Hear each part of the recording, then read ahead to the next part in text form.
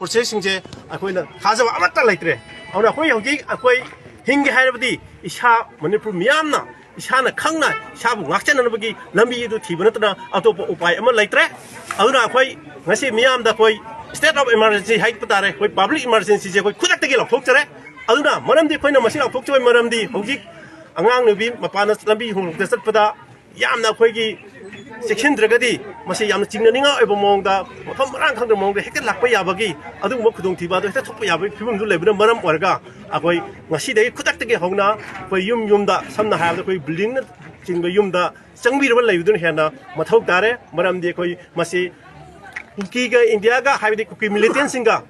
india gi koi central force singa pun leibani haibisu akoina loina khangi maduda makoina hogi thokda kaigo makhal amataki akogi action amata lokhatna yenga koigi mishain bahu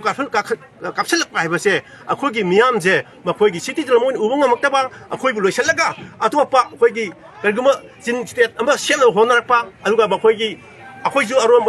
plan lenga chingnaba lei asoba koigi business nama hadi narco business asi lenga haibagi india gi koigi tongan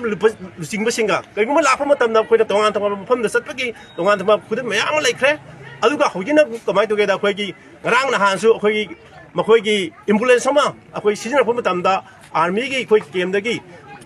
thogdore haibagi jingnaba masu hoji violence atuna leibni masigi marak asida hoji su akoi sigumba koigi kero season abada koigi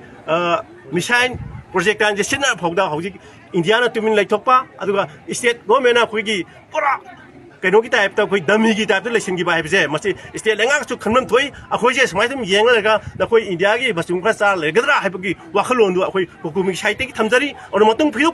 ngamdagna koi lenga khadok phiu loina na akoina manipur miyam da amuk ju hanal khangan jage akoi ngasi degi hauna public emergency matam kaktana akoi thamjare aduna school college kharimak ngasi degi koi thingjan jare koi chapchaba akoi gi result lama akoi manipur da situation gi phajaba mong hadi phagalapa mong du phangdi phawgu di akoi matam kaktana akoi gi emergency lathok chare haina kukumi gi makeri thamjari